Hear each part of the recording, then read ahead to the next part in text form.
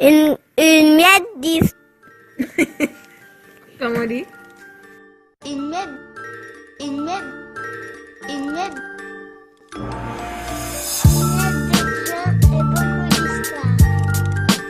Une miette de gens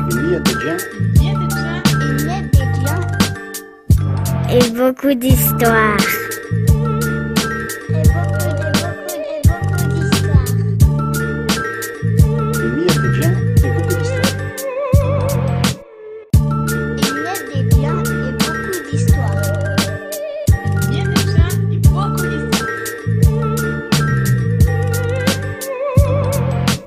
Une miette de vin et beaucoup d'histoires.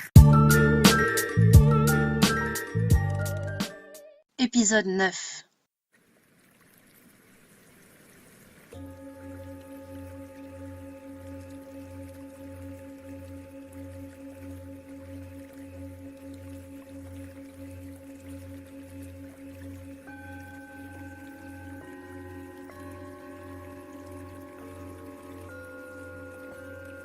À l'époque, les localités environnantes s'appelaient Udlinsart, Gymniacum, Gisléro, Dantrémy, Ruez et Charnois. Nous étions alors régis par l'abbaye de l'Aube, grande maison monastique avec un domaine immense qui comprenait en 868-869 un total de 174 villages.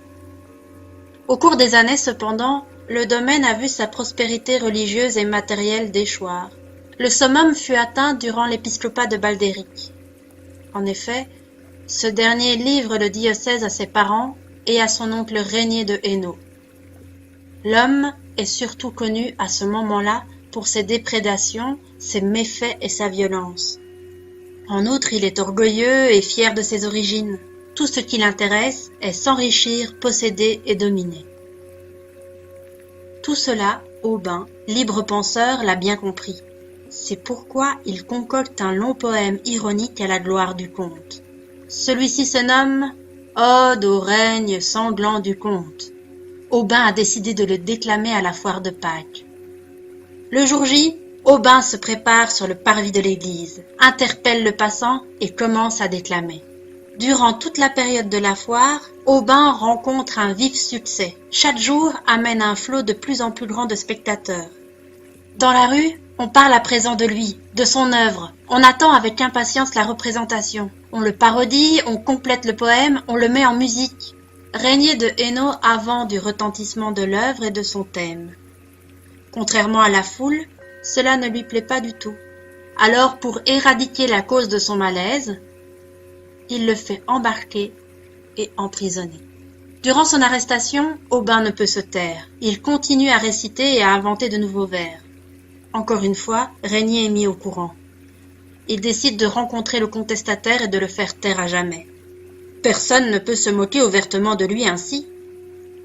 Aubin est donc amené à Régnier. Aubin n'en démord pas, il provoque le comte. Régnier le condamne à mort, mais il souhaite que la mort d'Aubin soit lente et aussi absurde. Il décide donc de le faire pendre, mais par les 2 gros orteils. Cela donnera matière à ses compagnons de perdition pour quelques vers ou quelques notes.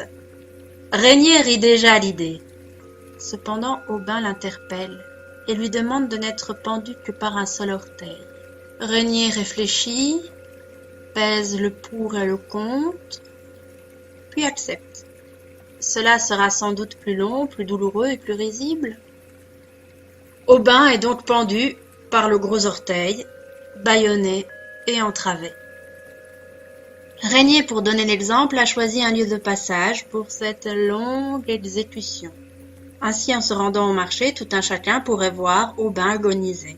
Cette perspective rendait Régnier heureux. À l'époque, une exécution éveillait la curiosité de tous. Les villageois aimaient ce genre de spectacle. L'exécution d'Aubin ne déroge pas à la règle.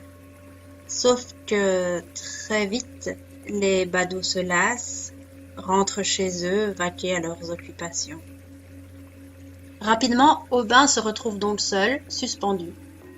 Il étire alors la jambe et touche de son autre orteil le sol. Dans la poussière, il dessine une souris. Aubin, en plus d'être un bon hâbleur, est un fabuleux dessinateur. Il ne s'agit pas d'une souris grossière comme vous et moi pourrions la dessiner, non. D'un coup d'orteil, il lui tire le portrait, et bientôt la souris de poussière prend alors vie et grimpe sur la jambe d'Aubin, atteint maintenant l'autre jambe jusqu'à l'orteil lié. Aubin doit se contenir. Les petites pattes de la souris le chatouillent. Ne pas rire, pense-t-il. La souris, arrivée au cordage, le grignote. Aubin s'écrase au sol, libre. Il ne demande pas son reste et disparaît dans la nature.